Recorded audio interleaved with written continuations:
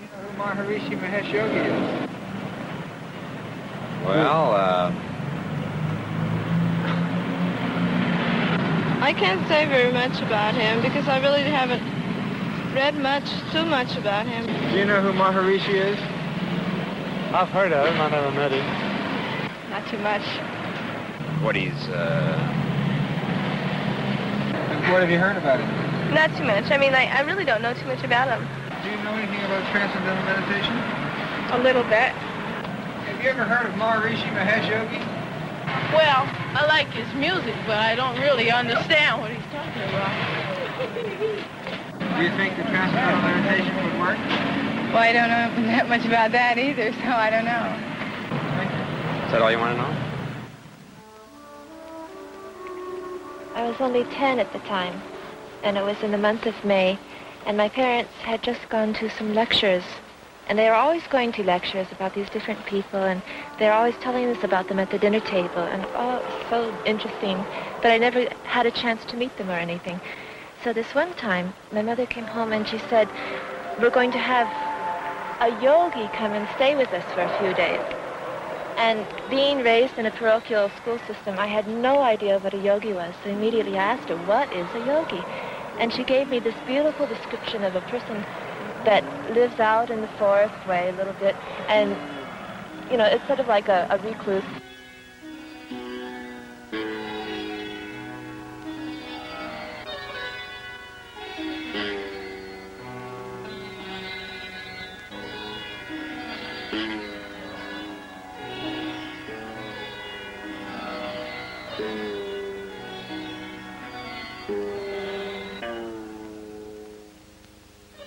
You know, we've got the world here and now. It's all in a mess. And no guy from India can come here and change anything as far as I'm concerned. What do you think of Maharishi? I love him. Beautiful. Yes.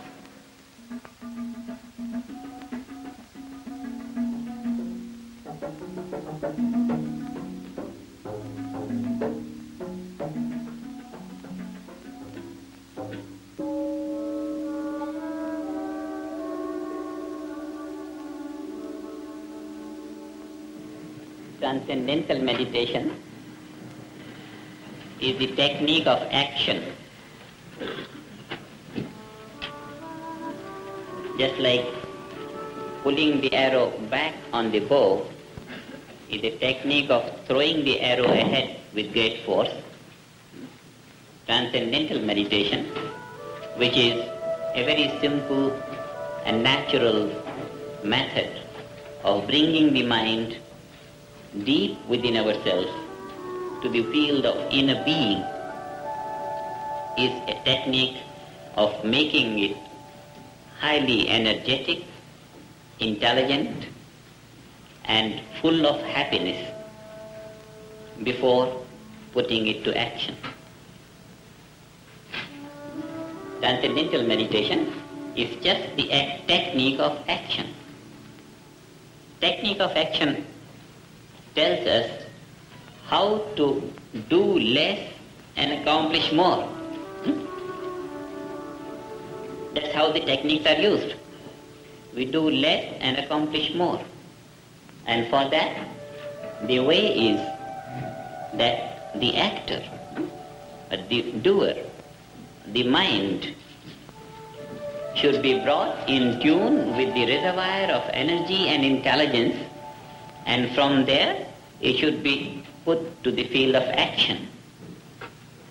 Transcendental meditation is a very natural process of experiencing the finer state of thought and experiencing the finest state of thought. It is just pulling the mind back. When we pull the mind back, this is what happens.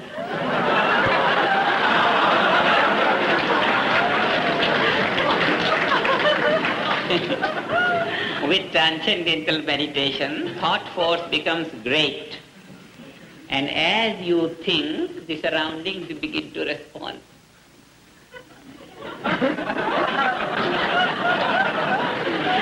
This is what transcendental meditation is. when you are expounding the principle of experiencing the finer state of thought and drawing the mind deep within yourself, the whole atmosphere sinks into silence.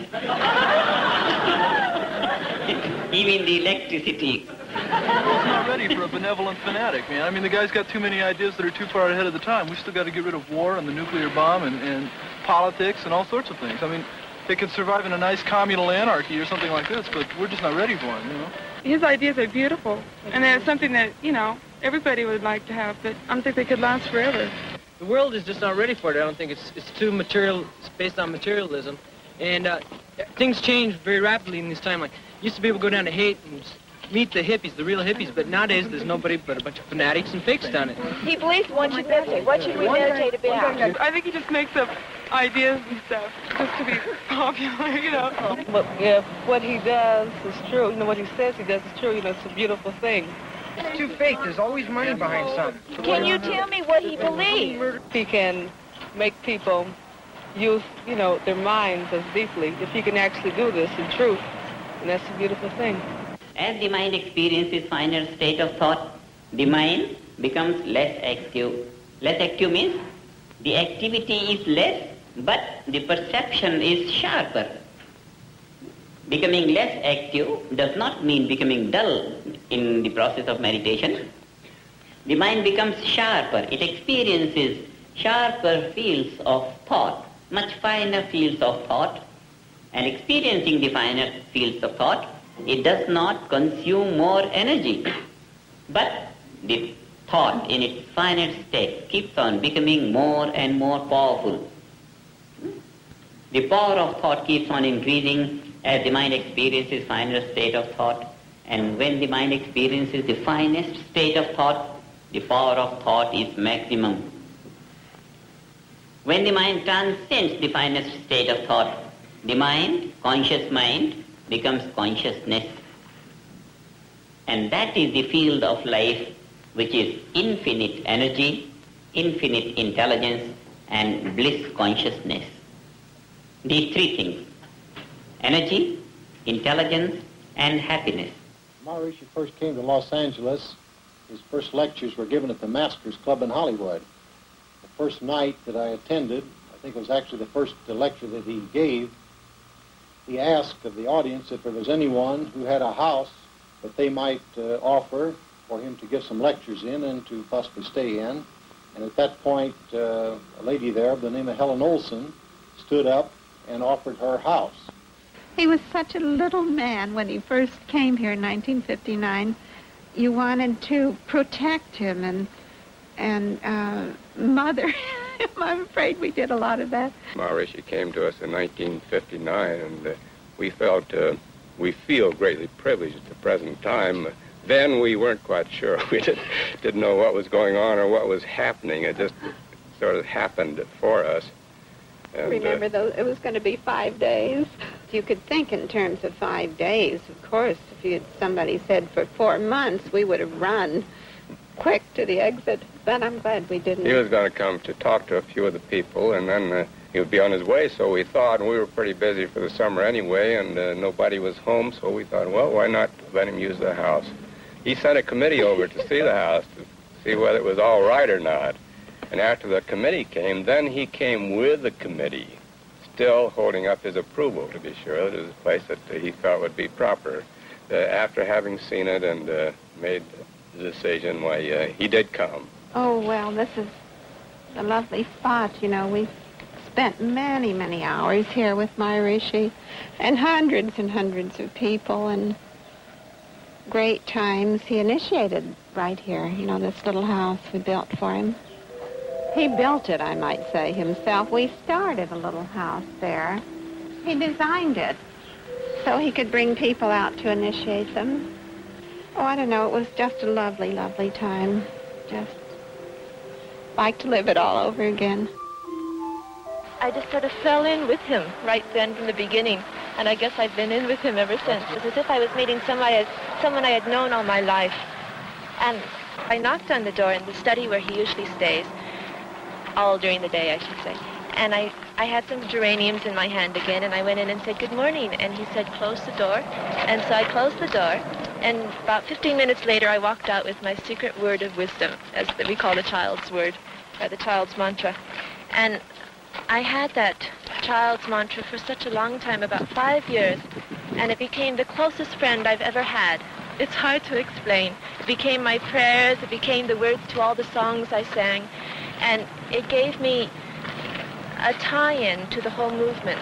So as the movement grew up, and as I grew up, or as the movement expanded and I grew up, the word seemed to expand in me, and it became more and more meaningful as I understood what it was. It was a very beautiful thing, and it's hard to explain, so it's such a deep thing within you. He is almost considered a saint now, isn't he? People call him anything, you know. They call him a saint or whatever they want to call him, it doesn't matter. He calls himself an ordinary man who has a technique which can remove suffering from humanity. And he has been constantly working to spread that technique and make it available to the millions of people throughout the world. You've mentioned this state of bliss consciousness, and I'm wondering if it is similar to the idea of the peak experience that's been described in detail by the American psychologist Abraham Maslow. Now, increased sensitivity may keep the consciousness in the relative field. Increased sensitivity may be in the waking state of consciousness. The man is yet awake, but very sensitive, very sharp, very clear. Now, that is in the relative field. And when I talk of pure consciousness, I talk of transcendental awareness, across all the subtlest field of waking consciousness, get to that unboundedness of pure consciousness. When you talk about transcendental meditation, you seem to be talking about the search for happiness. But it seems to me in so many ways that some of the highest emotions that we ever feel are often tinged with suffering, and they're tinged with pain, and this is part of the world that we experience. I question how you can love just feeling happiness. There is a flower and there is a thorn. Better we associate ourselves with the flower. There is a possibility to enjoy so much. There is a possibility to suffer so much. Better we don't go to suffering and enjoy. Nature provides thorn and flower, beautiful. Only we don't want to get on to this thorn. Suffering we don't want to do anything with. We don't try to remove suffering. What we do is we develop bliss consciousness and suffering is not found. You have said a lot about transcending over problems and going across thorns to fly through the air to get to the rose. All these are metaphorical terms. How do I get to a practical thing? I'm a black man in the country, sitting right here. I'm hungry. How do I solve that problem? The black man in the ghetto today is got just about all he can handle to feed himself and take care of his family. And he really hasn't got too much time to work on the problem of the neighborhood and raising the level of his community. So if we can tap a source of energy and intelligence within, we can have more energy and find more time to do a lot more other than just feeding ourselves. I was so busy making a living day to day, trying to follow what Life and Ebony and other publications said I should be doing, and what the TV commercials said I should be doing, and smoking and drinking and thinking, that I never stopped to think about me. Really, what am I? Who am I? What's happening? Where am I? You know, okay, I'm on a planet that's floating around in space. What does that mean? You know, what is a planet? You know, questions about existence that I had just shoved to the side in order to wear the suit and drive the car and do those things, you know, began to come back and be answered. And their answers were very important relative to me and what I wanted, you know, why I was even here to want things. So these are the areas that I think are going to be brought out to a greater extent through the meditation process for black people. This is what'll do it, in my thinking. Except, you know, under certain kind of conditions, other people want to do it, I guess. You know, in India, you know, it's conducive to their thing, you know, to have the incense and the flowers. But we just do it, man. You know, cat get the bug and you just turn him right off and go, you know, into yourself, you know. You know, black people have been there all forever, you know. transcendental meditation has helped me in just about every aspect of life I can imagine. Before I started meditation, I was really down in society, and I wasn't ready to go out and establish myself in society. I was just kind of drifting along, taking a lot of psychedelics and marijuana and stuff and goofing up my life.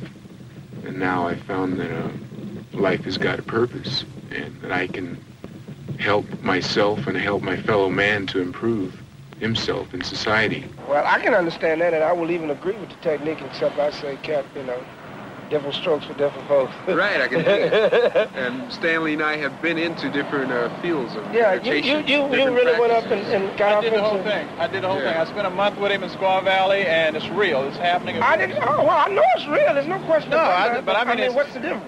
Well, the difference is this, that for a person that has not exposed himself to any particular techniques before, he doesn't waste any time going through all those that don't work. He just goes straight to the one that really works, you dig it?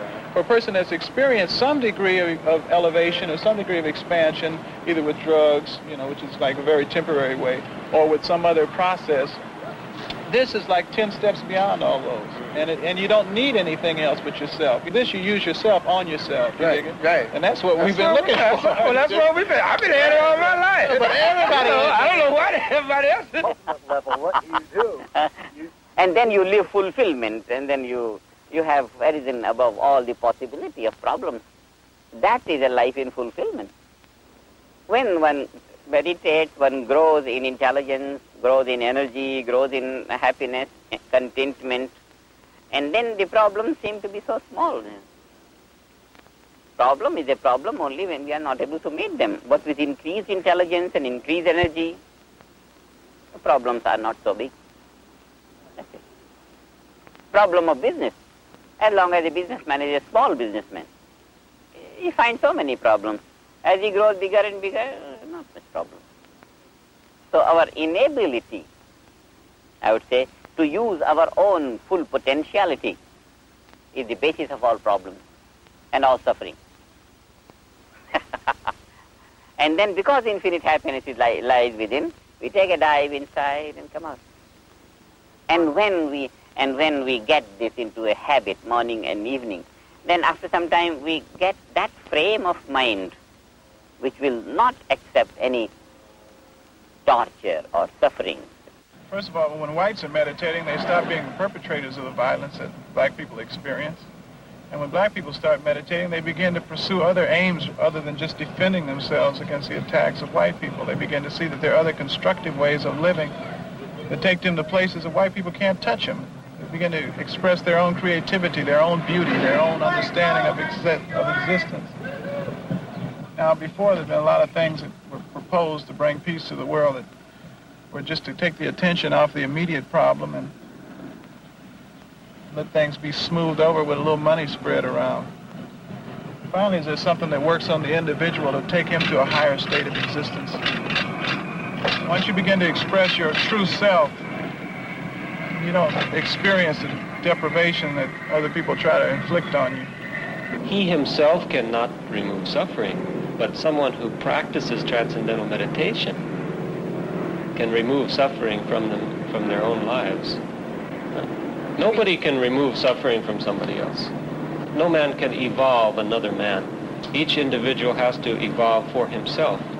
And this technique is a do-it-yourself technique. In other words, you're taught how to do it, and then you practice it, and the results are automatic. Suffering means inability to maintain our bliss consciousness, which is our innate nature. By nature, the inner core of our life is bliss. And if we can't maintain that bliss on our conscious level, then non-bliss or suffering comes to our conscious level. Something has to be there. These students will tell you their experiences. They are from UCLA and from some other people. It makes such a big difference in daily life.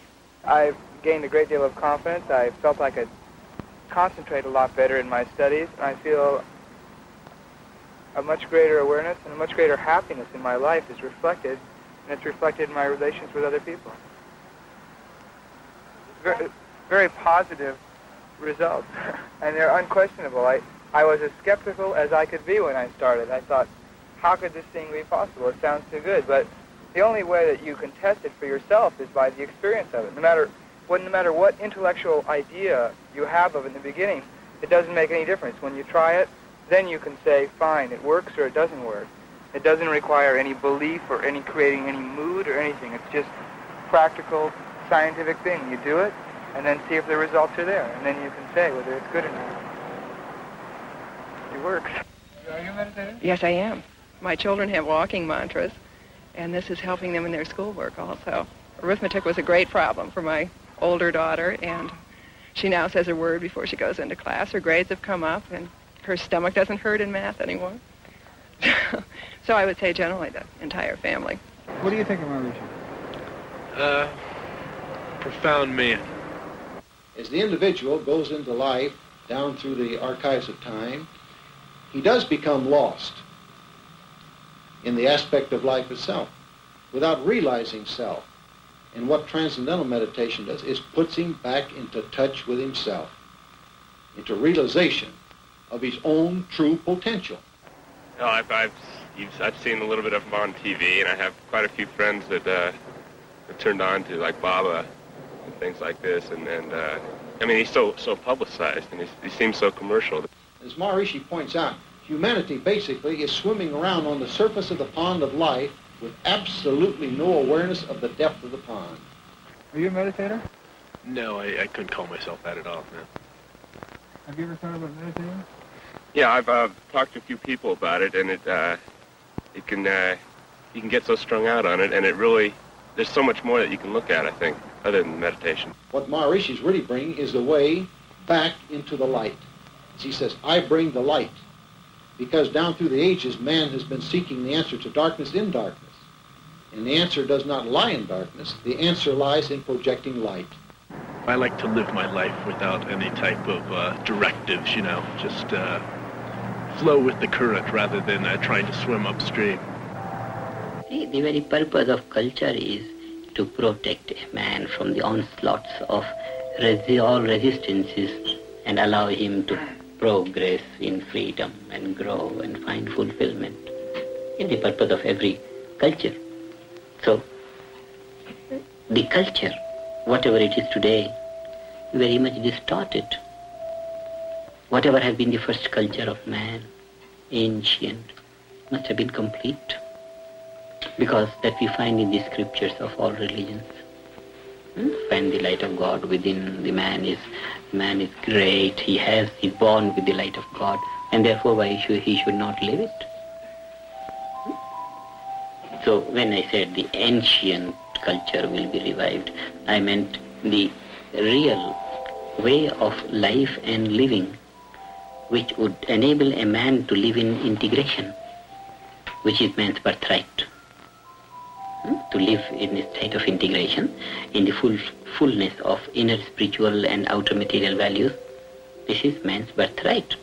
And this is actually the core of man's culture. We here in the United States are now very busy setting up centers throughout the whole United States. But basically, the great job throughout the whole world now is to have teachers go out into all of the various cities and to bring this message, the message of inner peace, inner tranquility, inner happiness, to as many people in the world as is possible to bring to them. Someone told me that you spent more time with the Maharishi than anyone else, and he has been quoted as saying you're one of his most successful teachers, the most successful teacher. Well, he's got a lot of successful teachers, but I have been fortunate to spend a lot of time with him through the years, and I was at 3 courses in India and spent months with him when he wrote his book, Science of Being and Art of Living, and his commentaries on the Bhagavad Gita. And we'll be with him shortly again.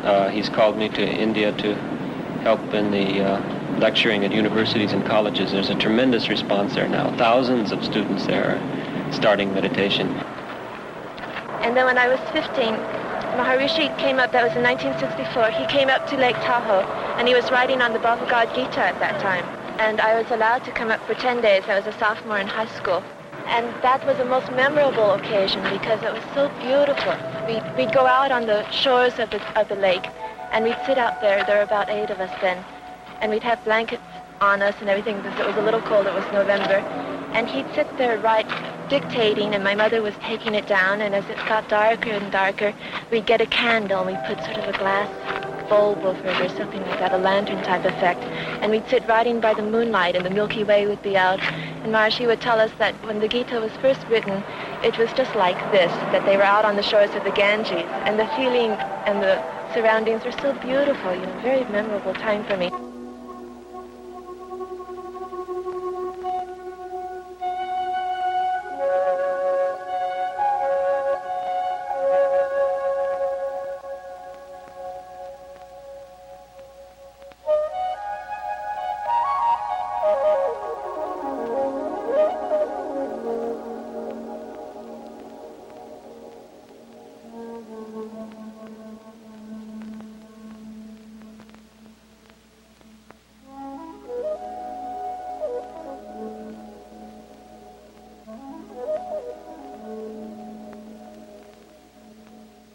Transcendental meditation makes a man more reasonable in his approach, in his vision, in his understanding, makes him more efficient in his actions.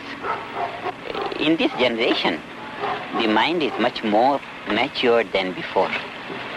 Mature? More mature than before. Because it's the tendency of the age. New and new things are being discovered, new research, new technology, new ways of life.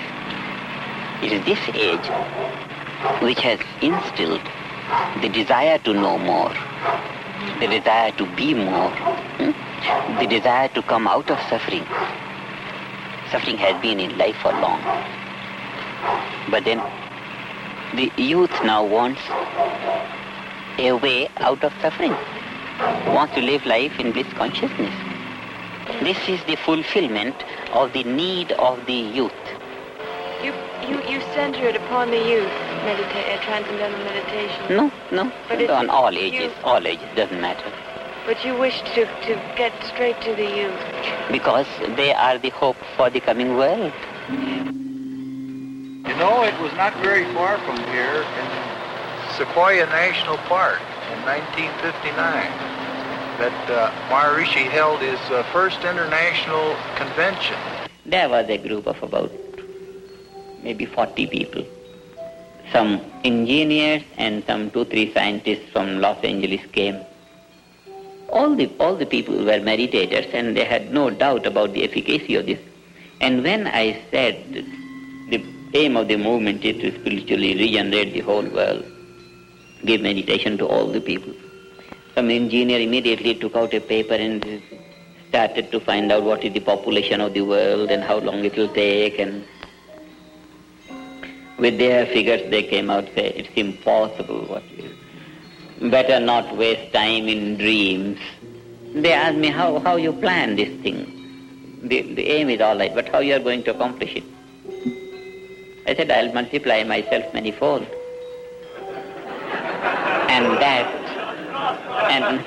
And that stirred the air.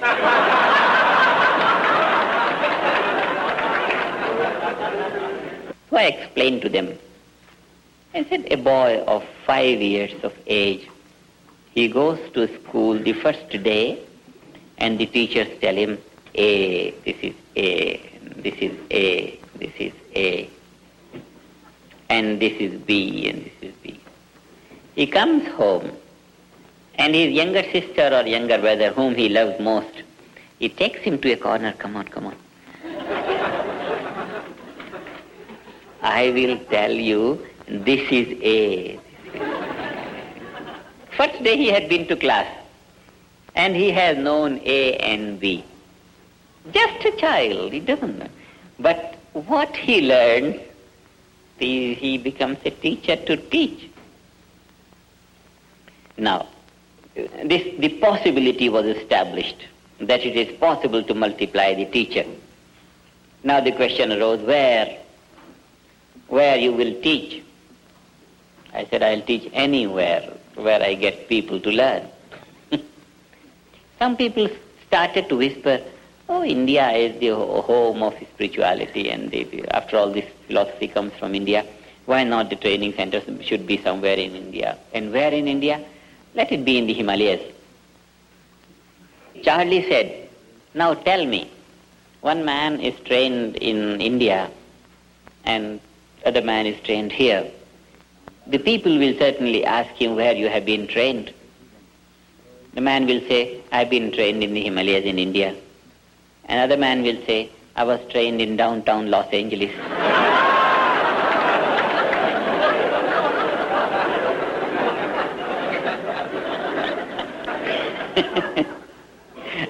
That was the culmination of the whole discussion. In 1965, some young people started meditation. And they talked to Maharishi about the tremendous benefits that they had gained with respect to their school, with respect to their friends, with respect to their family. And Maharishi founded Students International Meditation Society to make this available to the youth of the world. Over 30,000 young people throughout the United States alone have started the practice of transcendental meditation. Until today, on hundreds of campuses, there are centers. Tens of thousands of people are meditating, and many teachers are devoting full time to spreading the technique of transcendental meditation. And it's mostly spreading by word of mouth. This is how it's growing on every campus. There's such a tremendous demand for it today that thousands of teachers of meditation are needed, and Maharishi is now primarily engaged in teaching these thousands of teachers. Where is all the money going? I mean, there's got to be a lot of money connected with this. There's society. a lot of money connected with it, but not enough. We need millions of dollars. See, we provide these facilities for teaching meditation and travel for teachers, and we need publicity. The money is only used to spread this movement. It's a non-profit organization, and no one is taking any money from it, and we need much more than we're getting. We ask for the donation from students, and that money is only used to spread the movement. The reason I donate so much of my time to the movement is because it has been that effective in my life. What Maharishi teaches is valid. When I first met Maharishi, I was beset with tension, tremendous tension. In fact, I was going to the doctor, and the one thing I asked Maharishi after I heard his first lecture, I said, Maharishi, will this transcendental meditation that you've spoken of tonight, will this release me from tension? He says, immediately. Yes, immediately. So I said, well, what more can I ask for? So the next day I went over and he gave me the technique of transcendental meditation, and sure enough, in 3 months I didn't have any more tension. Now, I realize that nothing's a fact until you try it yourself. It's just hearsay otherwise. And the fact of my own case is that I became more energetic, I had more energy, so as a result, this is why I felt that the least I could do would be to dedicate my time and the energy that I had gained from meditation to help Maharishi. And this is what I've been doing. The idea is nothing should remain subconscious. The whole depth of the mind should be brought to be used in every thought. It's like surface activity of the ocean, the waves deepening themselves and contacting the depth of ocean. Thought is appreciated on the ordinary thinking level, but it starts from the depth of consciousness. It's like the air bubble starting at the bottom of the sea. And as it comes up, it becomes bigger and bigger and bigger. Coming up on the surface, it explodes, and then it is appreciated as a bubble. So if there could be a way to experience the bubble, rising bubble in its more infant state, then it will be possible for the conscious mind to reach the source of thought. And by the time the conscious mind arrives at the source of thought, full depth of the mind will be used for the thought. It will be good to think if we can bring out some instrument to measure the depth of meditation. Will that be possible? But there's a lot of data available today on the effects of transcendental meditation on the physiological effect of the body. Well, in Germany we started on very different fields already 4 years ago. For instance, we had some measurements at Tübingen University with some sort of plethysmographs. That's a machine to measure the volume of blood flow per time through a part of the body. The doctor was very astonished during this experiment. It was a matter of fact, he checked then the heart activity too, and he found that heart activity was constant. And that means that out of the increase, a very good increase of the blood flow, they concluded that resistance of the blood flow was decreasing during meditation, that the blood was flowing easier through the body. Is everything okay in there, Peter? Just fine. I'd like you to sit with your eyes closed, please. Okay. Now I'd like you to start meditation, Peter. All right. These are the electroencephalograph patterns of a subject who's practicing transcendental meditation. We're trying to measure here the production of alpha waves in the individual to see whether there are any distinguishable changes, and we're also interested to see exactly what the heart rate and other physiological measurements change during transcendental meditation.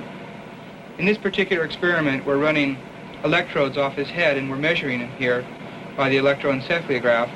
And this is processed through a computer over there, tape recorder, and connected to the computer console over here. And by that way we can make an analysis of exactly what patterns are going on during his brain. In another laboratory, we're testing oxygen consumption, pH, and blood pressure. And there the results are also very significant. We find that during meditation, the individual gets in a state which we could call restful alertness. That is, his metabolic rate and oxygen, which is measured by oxygen consumption, is shown to decrease to a level which is much lower than during sleep in a very short time. And it's very interesting that during meditation, there is a very unique change which doesn't seem to occur during any other state of consciousness. It's as if the state attained by a transcendental meditator was a fourth state of consciousness. And we can distinguish it from techniques like autosuggestion and hypnosis just by the very fact that an individual practicing transcendental meditation can, within 5 minutes, reduce his metabolism to such a low level. I've found in my own experience that transcendental meditation is a very good modality to relieve the pressure and the tension in the person, thereby reducing the blood pressure and the pulse rate.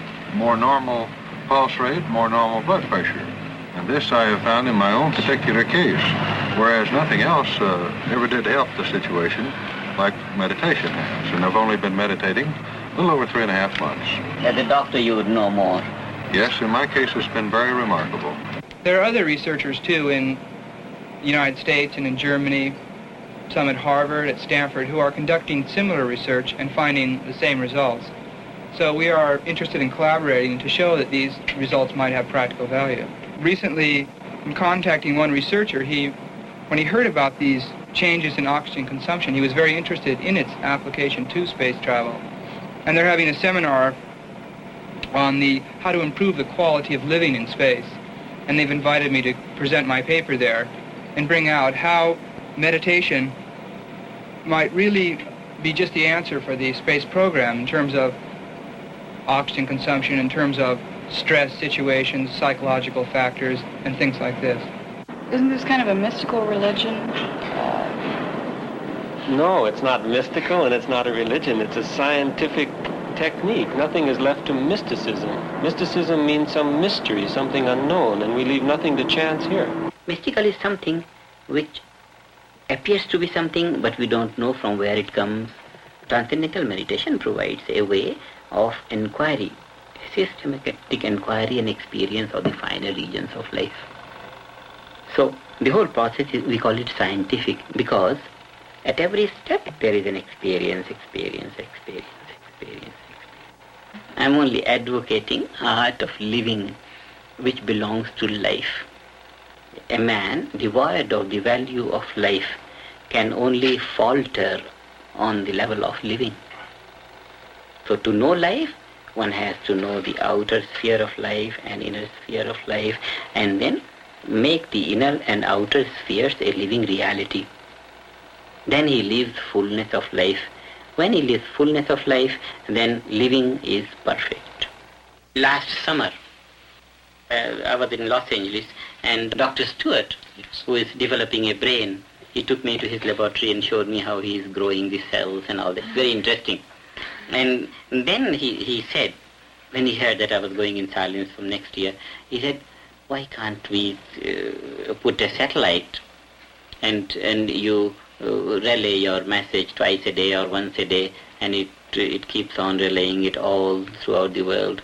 I said, fine, how can that be done? He first told me that he was extremely anxious to spread the message around the world and to as many people as possible, and this is his, as I understand it, his one and only goal in life. And he asked me what was the, how could you transmit a message with the least possible amount of electrical power? And I said, well, through a satellite. He said just maybe about 15, 20 pounds, and just so big, let's say.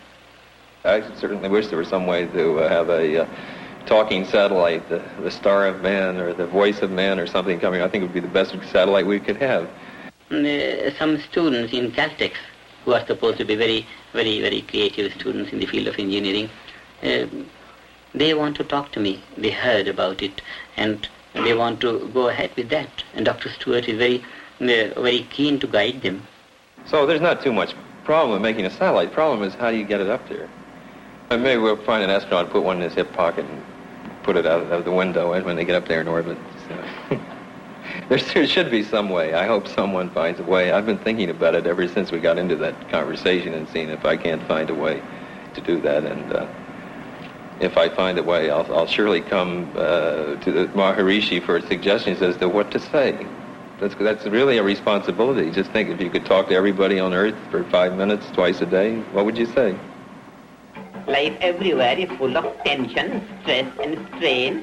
Hospitals are increasing. Mental hospitals are needed more and more. In every hospital, beds are not enough. So many kinds of diseases are, the heart failures and all. All this kind of misery in every part of society, in all the corners of the world, it's a symptom of lack of life. Life is love. Life is light. Life is intelligence, existence, grace of God. And this is infinitely present within the heart of everyone.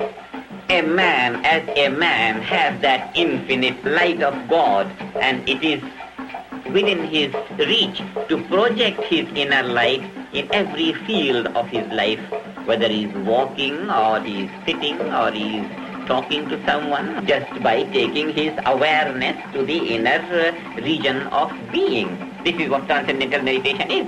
If it's a way to get everybody in the world to cool it, well, I'm all for it. I think that a lot of the troubles of the world, I mean, just speaking as an amateur observer of human predicament, it seems to me that many of the most serious problems of the world today could probably be traced to the anxieties of people, the kind of electrical storms that must be going on in their heads when we see all kinds of violence and so on. See, this technique is a mechanical process that anyone can practice. Nobody has to be intellectually capable of meditating or emotionally capable. You hear a lot of things that some people aren't ready for this and others are. That's not true.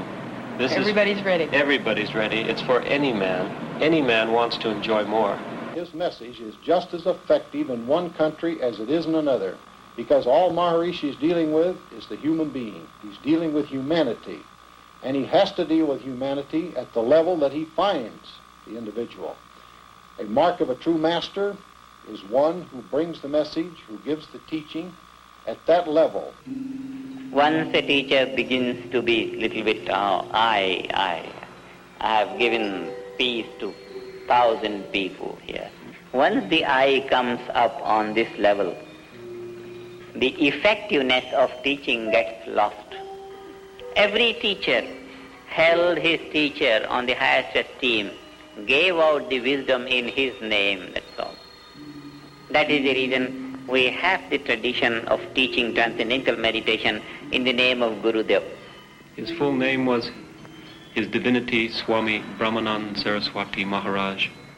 Jagadguru Bhagwan Shankaracharya of Jyotirmath in the Himalayas. Gurudev was a man who appeared on the scene of Indian life and revived the spiritual dignity that had been latent for so long. In his personality, he exemplified what a man could attain to in one's lifetime. And in the great tradition of master and disciple, Maharishi wanted to come and be with Gurudev. Gurudev told Maharishi to first finish college. He had 2 more years to go. So Maharishi finished college, graduated in science, and then joined the activities that surrounded the great spiritual teacher. Maharishi spent 13 years in Gurudev's service, constantly with him, constantly serving him. Everything regarding him was great, simple, innocent, complete. He was that perfect divine personality. Very staunch agnostics are now believers of God and followers of religion. That was the overpowering divine influence radiating from his personality and through his speech. It was great. It was in that divine presence that I basked, and all that I speak is just the reflection of his presence, that's all. And that was enough. So we all think ourselves as just the loudspeakers of Gurudev. All our love and gratitude and all our homage and all our feelings are for Gurudev, and being imbibed deep in his thought, we pass on the wisdom to others. That is the reason why everything about the movement is all in the name of Gurudev. And now the time is coming on when I have to hand over the charge to the coming generation. The world will see that day, not before long, when transcendental meditation is a household word. There will be no suffering on earth. We'll pay our homage to Gurudev in our traditional way of making offerings to him. What we can offer him? Humble feelings of gratitude, maybe a few flowers. By doing all that we can for successful conducting the plan of his life, and that was to make everyone happy. See how many revivals the world has seen, and so many revivals lasted for 1,000 years, 2,000 years, 5,000 years, 10,000 years, and thereafter. What matters is that the purity of the teaching should be passed on generation after generation, and we'll see how many generations keep on enjoying and don't lose this beautiful technique. What would you like to be remembered for?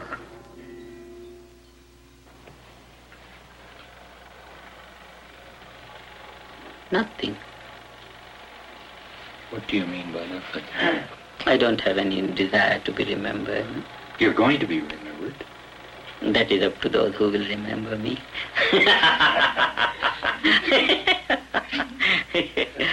Down through the ages, all of the sages come singing the same song of life.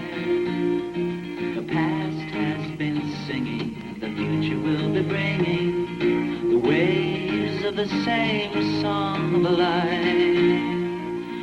Life is bliss, life is bliss, life is here to enjoy, and no one at all has the right to suffer. Life is here to enjoy, and the march of life through the steps of time is singing the glory of the same divine, and singing the same song of life. And do you know the waves of creation keep rising in the same song of life? The way is through transcending, it brings the never-ending happiness and joy for every man. And do you hear the silence in the corridor of time? The same eternal silence that's deep within our mind. It's singing and singing the same song of life. And all of this creation, without exaggeration, really for its survival, it needs a quick revival. Revival of the same song of life. And the dawn of each day brings a new chance for living. The wisdom of life has been found. Maharishi's come to say, meditate each day. Go in and meditate. Come out and radiate. Go in and transcend. Come out and comprehend the fullness of living, the fullness of giving, in the glory of the same song of life.